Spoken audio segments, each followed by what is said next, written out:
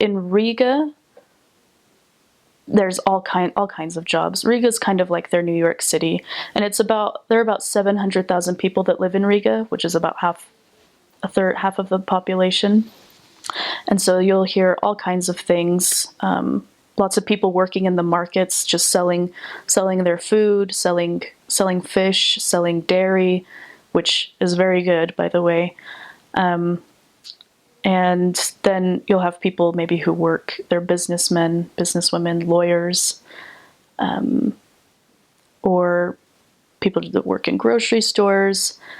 There's also a chocolate factory in the middle of Riga, which makes it smell pretty good a lot of the time. It's called Lima chocolate. So yeah, in Riga, you'll get a lot of variation in people's jobs.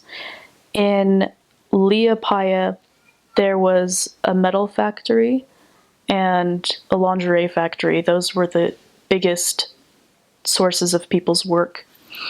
However, it was after I left Liepāja, towards the end of my mission, the metal factory shut down, and that was really hard on Liepāja because almost everybody worked there.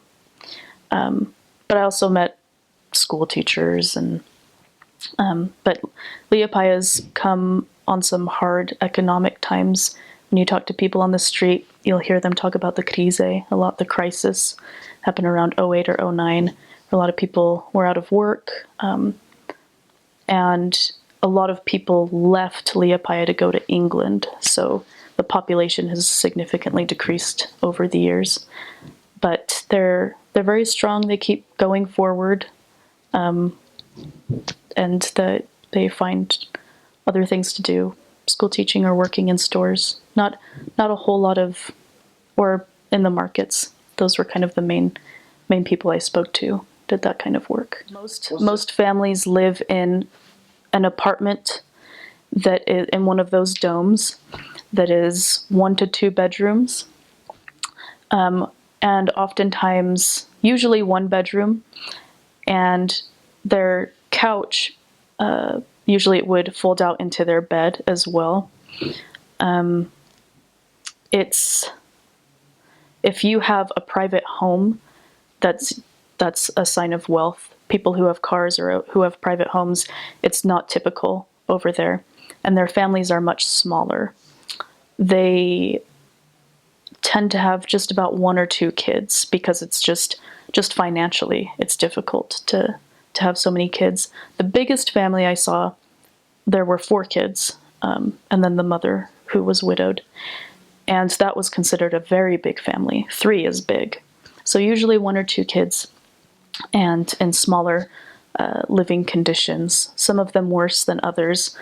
For example, that area I was talking about in Liepāja, it was called Jaun Liepāja, New Liepāja, had some that was a little more, it could be kind of sketchy sometimes.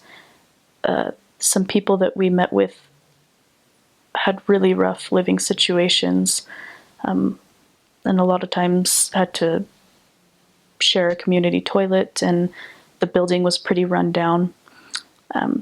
But for the most part, it was just kind of a typical apartment with fold-out couch for a bed and a bedroom, kitchen, pretty standard.